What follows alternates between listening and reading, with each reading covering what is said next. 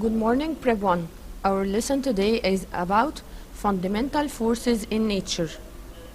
As you see, if there is a book on the table, the book will not move unless a force acts on it.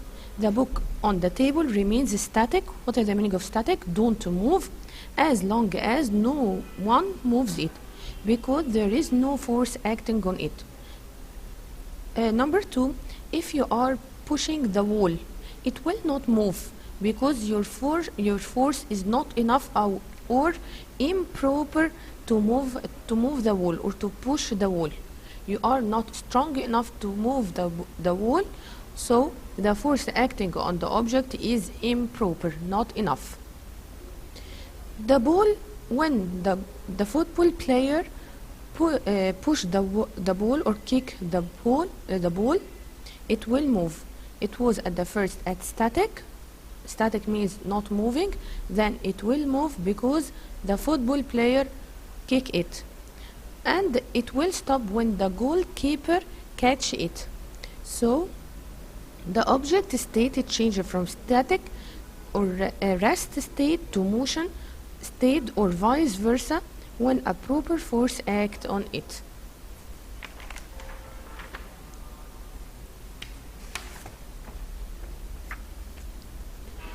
When the football player kick the ball with his head or push it by his head, the ball may change its direction when another football player deliver it by his head. The ball change its direction when the player delivers it with his head, because the direction of acting force in the opposite direction of the movement object.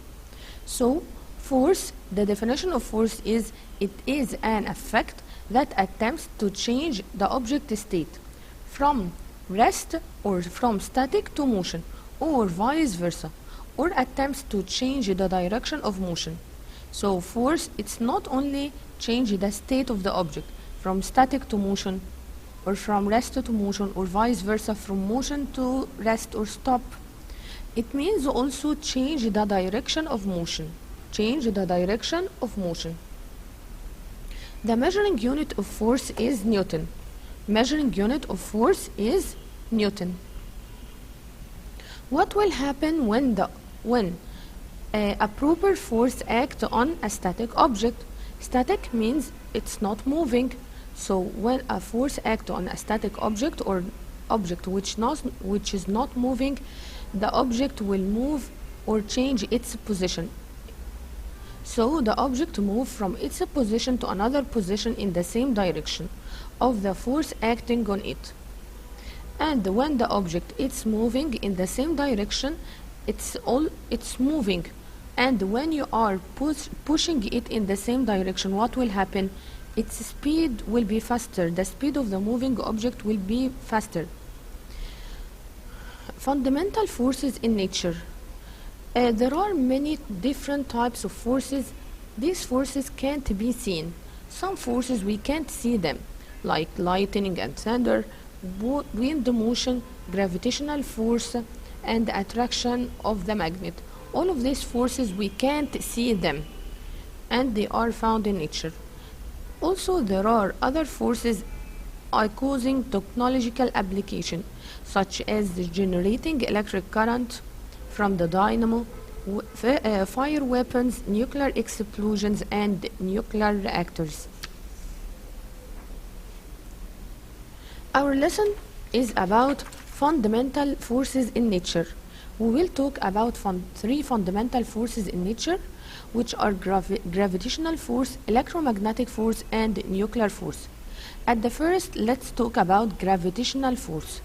Gravitational force, there were a scientist, his name Isaac Newton, and he was sitting under the tree.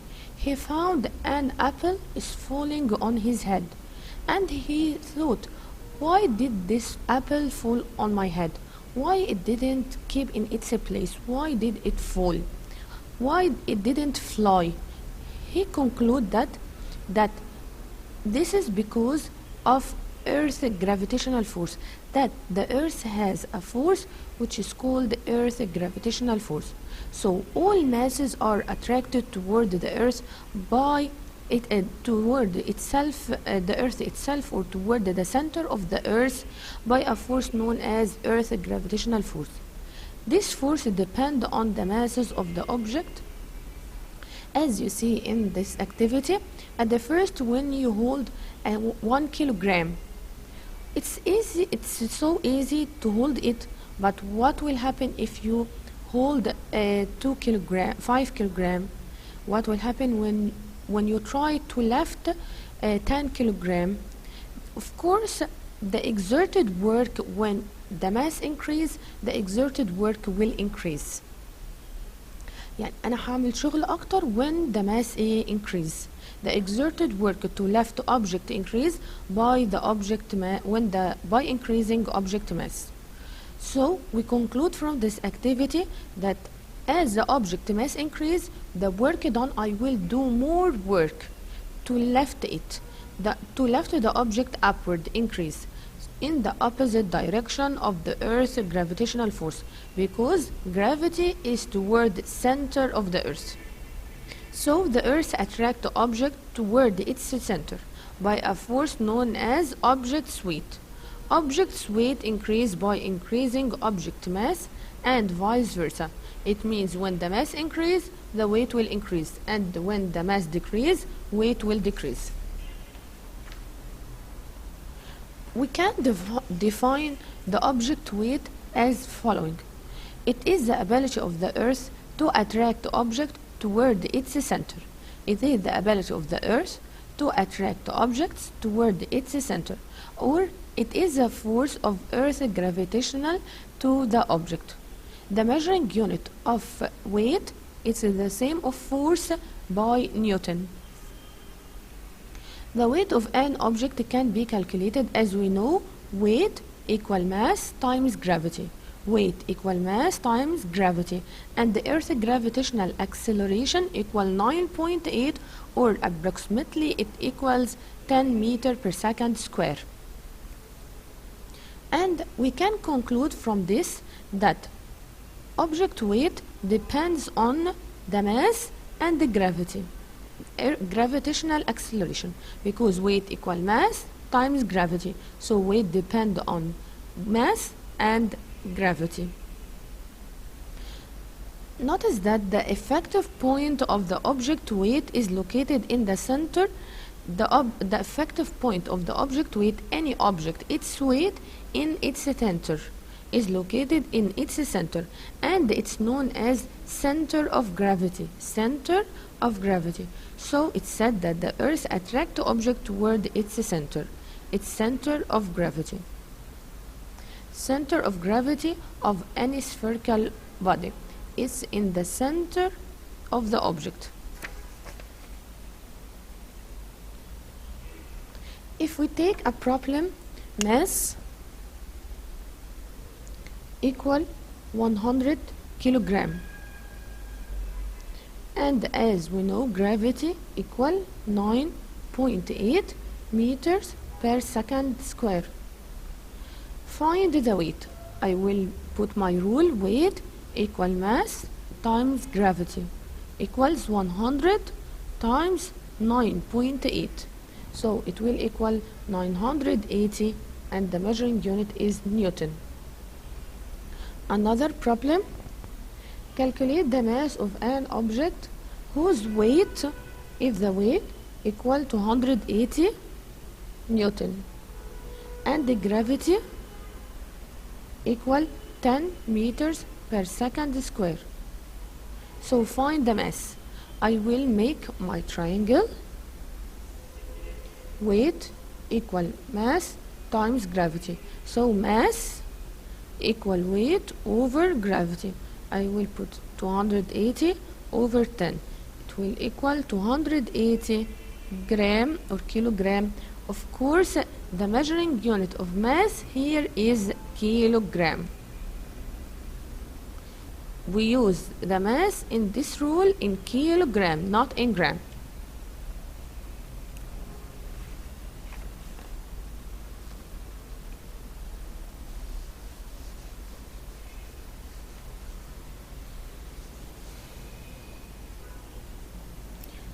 Um, so let's continue our lesson.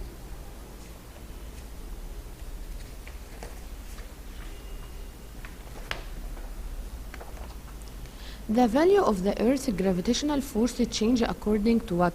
According to approaching or moving away from the center of the Earth. If you are in a parachute or in a mountain, when you go away from the center of the Earth, gravitational force will decrease. So the weight will decrease. And when you are going near to the Earth's surface or to the center of the Earth, the gravitational force will increase, so the weight will increase. So the gravitational force will decrease when we move away from the center of the Earth, or on raising up the Earth's surface. Like you are going in a parachute or climbing mountain, you are going away from the center of the Earth. But what will happen if you are going near to the center of the Earth? You are approaching to the center of the Earth. You are falling. On getting downward to the center of the Earth, gravitational force will increase. The body weight will increase by approaching or coming near to the center of the Earth, by increasing the Earth's gravitational acceleration and vice versa. Also, transfer from place to another. As you know, the Earth is not a sphere. It's not spherical shape, because the Earth, it's inflated at the two poles and indented at the equator. The Earth is inflated at the two poles and indented at the equator. So when you are standing at the two poles, if you are standing at the two poles, what will happen? It means that you are near from the center of the Earth. But what will happen if you are standing at the equator? It means that you are far from the center of the Earth, because the radius of the Earth is not equal. Here in the equator, it's near, but in the poles it's near. But in the equator, the Earth's surface is far, or the radius is larger. It's larger at the equator. So here gravitational force is smaller than gravity. Here is less than the pole, but here gravity in the poles is more, because here I'm near from the center of the Earth, but here in the equator I'm far from the center of the Earth. So gravity changes from place to another on the Earth's surface. So the weight will change also from place to another. Here at the poles, the weight is more than the equator. So transfer from one place to another. Due to difference in the distance between the Earth's surface and the center, the Earth's surface and the center, it's not equal, it's different. From the center of the Earth, from place to another, this is due to non-spherical shape of the Earth.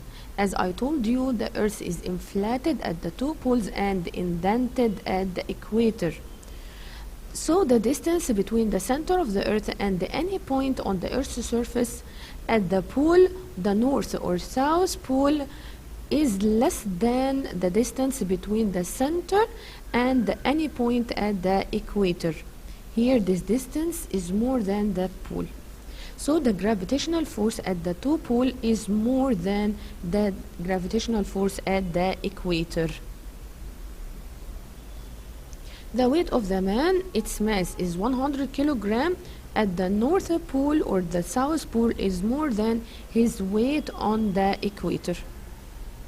So give reason the weight of the object at North or South Pole is greater than the equator, because Earth's gravitational force at the South or North Pole is greater than the Earth's gravitational force at the equator. And as we said, this is because of non-spherical shape of the Earth.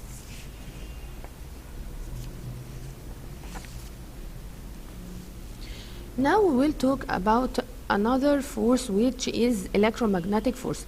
As we said, forces in nature, fundamental forces in nature. Number one, gravitational force, and we talk about it. Electromagnetic force and nuclear force. Now we will talk about electromagnetic force. We studied it in Junior 5. We studied it again. We will make electromagnet. Electromagnet, it's made of isolated or insulated copper wire, and it's rotating around, or it's coil around a plastic tube. Then get iron nail inside the plastic tube, then connect it with the battery.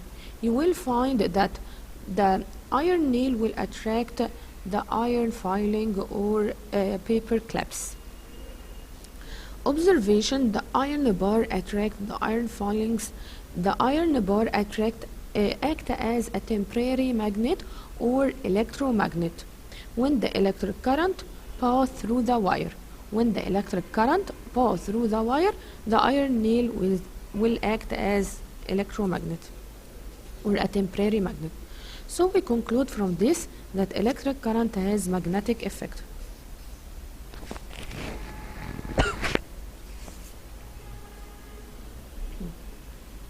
Attraction of electromagnetic force. Electromagnet is used in making cranes and winch.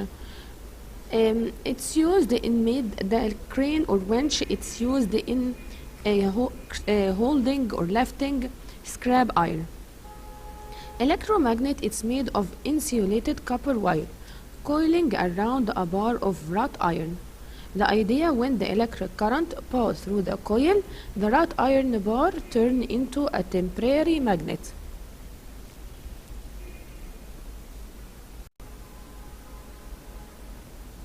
And when the electric current is cut off, the wrought iron bar loses its magnetism.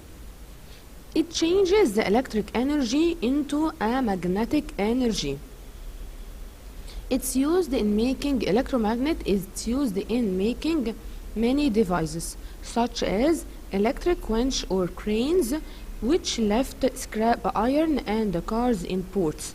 And also it's used in making electric bells. So electromagnet, it's used in it's made of insulated copper wire coiled around a wrought iron bar, and it's used in making winch or cranes and electric bells. Another example is electric generator or dynamo. As we know that electric generator or dynamo convert mechanical energy or kinetic energy into electric energy. Dynamo, it's used in small dynamo, it's used in bike to generate electricity for the lamp to work. Another example is electric motor. Electric motor convert electric energy into mechanical energy. So the dynamo is the opposite of electric motor.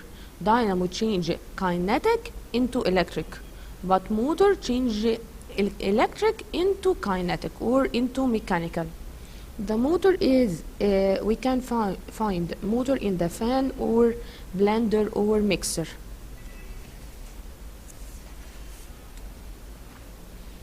As I said, electric generator or dynamo change mechanical energy or kinetic into electric.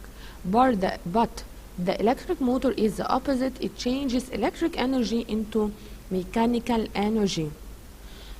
As we said, that the fundamental forces in nature are magnetic or gravitational force, electromagnetic force, and nuclear force. Now we are at the last point, which is nuclear force. Scientists have discovered that the atom stores a massive amount of energy inside its nucleus. As we studied before, the atom has nucleus and electrons revolve around it. The nucleus has positive protons and neutral neutrons. Inside this nucleus there is a massive amount of energy. It's called nuclear energy, which is accompanied by a force known as nuclear force. So scientists that discovered that the atom store a massive amount or a huge amount of energy inside its nucleus. This massive amount of energy is accompanied by force known as nuclear force, which can be divided into a weak nuclear force or strong nuclear force. Weak nuclear force, they are used to get radioactive elements and radiation used in what? Medicine, scientific researches, and industry. So, nuclear force is two types, weak and strong. Weak and strong. Weak, it's used in radioactive elements, medicine, scientific researches, and industry. Strong nuclear force. Strong nuclear force produce or liberate nuclear energy, which is used in generating electric energy and the military purpose. So the strong one, it's used in generating electric energy and military purpose. Of course, Egypt hopes to use nuclear energy in producing electricity. Thank you, Preb 1.